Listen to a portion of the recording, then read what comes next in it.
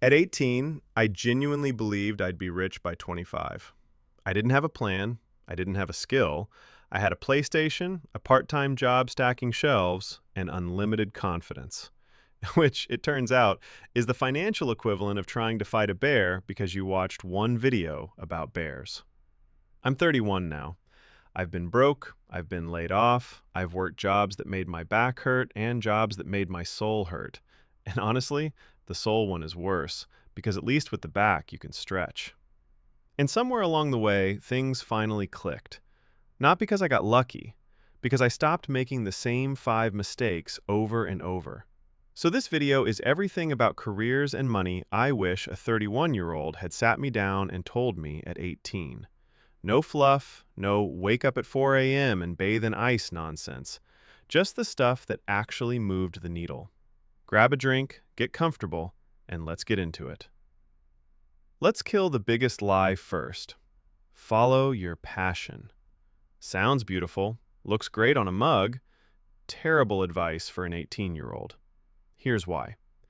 At 18, most of us don't have a passion. We have hobbies. My passions at 18 were video games, sleeping in, and a girl named Jess who did not know I existed. None of those were hiring. And so what happens? Young people freeze. They think, I can't start anything until I find the thing I was born to do. So they wait and wait. And suddenly they're 24, still waiting, working a job they hate, wondering why the universe hasn't sent them a passion via email. Forget passion. You need a direction. A direction is just a rough answer to one question. What kind of work could I get good at in the next 3 to 5 years? Because here's the secret nobody tells you. Passion usually comes after skill, not before. Nobody is passionate about something they suck at. You know when work starts feeling good? When you walk into a room and you're the person who knows how to fix the problem. That feeling, being competent, being needed, that's where passion actually grows from. I started in construction. Was I passionate about concrete at 19?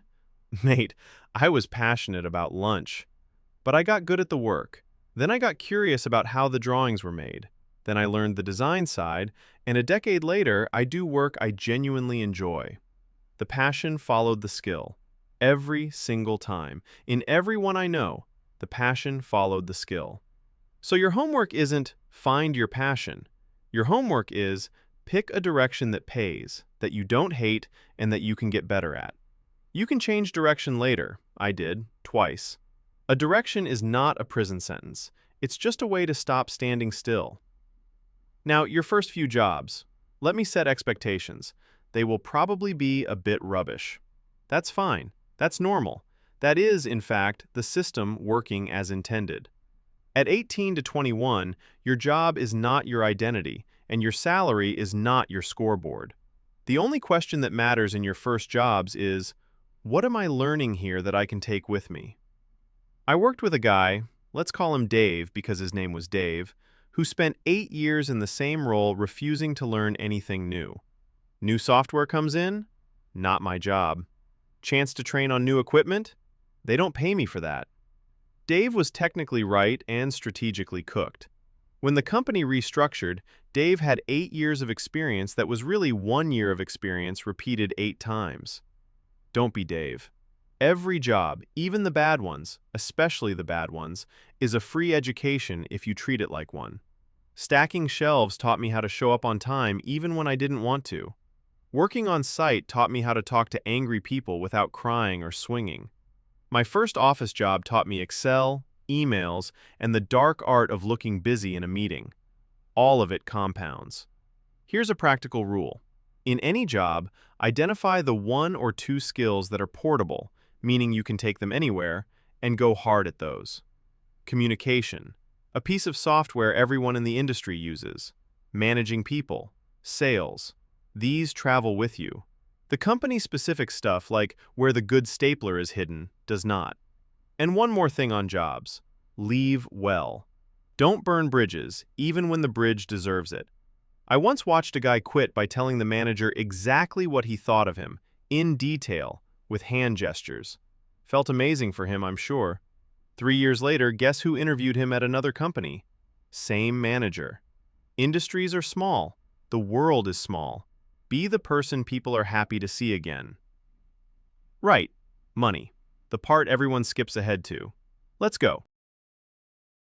Your generation is getting absolutely carpet bombed with get-rich content.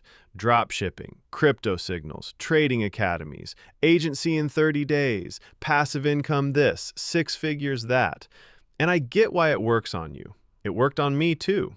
When you're young and broke, escape the system is the most seductive sentence in the English language.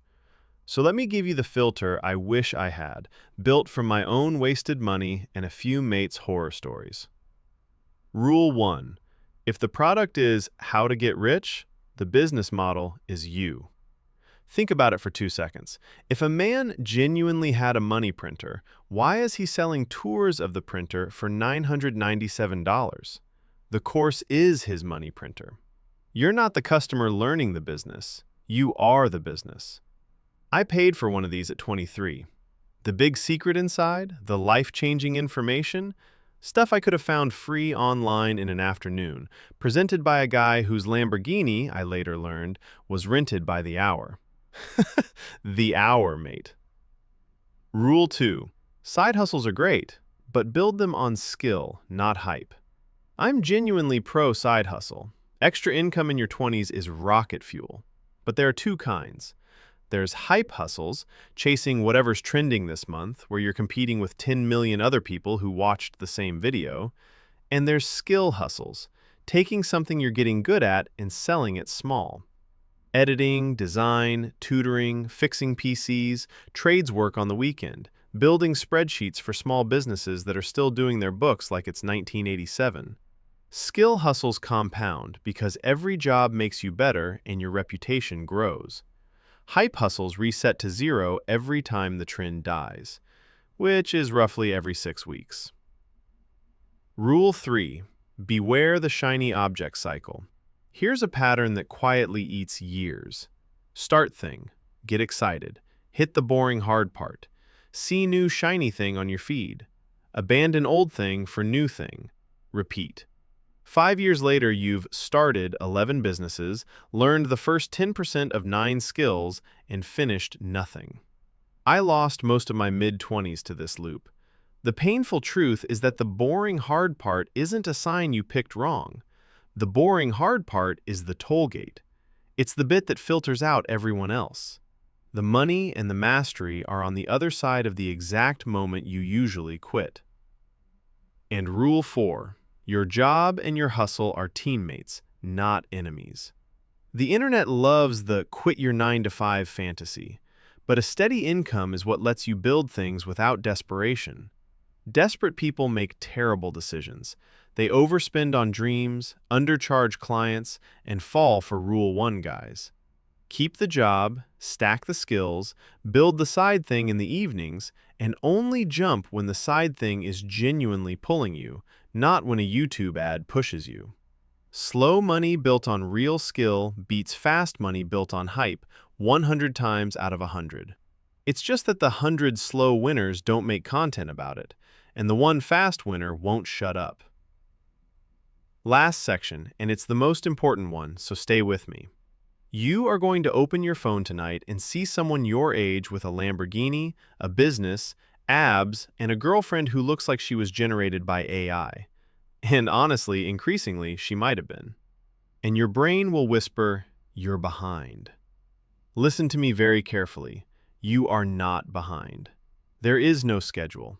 At 21, I felt like a failure because friends were finishing degrees while I was hauling steel in the heat. At 25, I felt behind because someone from school bought a house. You know what I figured out by 31? Everyone's timeline is different. Half of what you see online is leased, borrowed, or staged, and the people flexing hardest are often the most stressed. The guy with the rented Lambo is doing it for your validation. You're the customer in that transaction. Real progress at your age is invisible. It's skills nobody claps for yet. It's the savings account quietly growing. It's reading, training, showing up. The scoreboard doesn't update for years, and then suddenly, around 27, 28, It updates all at once, and everyone calls you an overnight success. Compare yourself to one person only, you, 12 months ago. If that guy would be proud of you, you're winning. Doesn't matter what anyone on the internet is doing. So let's wrap this up. Pick a direction, not a passion. The passion comes after the skill. Treat your first jobs as paid education and never be Dave. Build your armor. Emergency fund first, automate your savings, keep investing boring, and don't finance things that rot. Train one timeless skill this year. Build hustles on skill, not hype. And remember, if the product is how to get rich, the product is you. And stop comparing your Chapter 2 to someone else's highlight reel, especially when their highlight reel is rented. By the hour. You've got more time than you think, but less than you'd like. So start ugly, start small, but start this week. If this helped, subscribe. I'm doing one of these every week, and the next one is about habits, health, and routines. How to actually fix your sleep, your energy, and your discipline without becoming one of those 4 a.m. ice bath guys. It's the stuff that quietly fixed my life, and it might fix yours. I'll see you in that one. Look after yourself.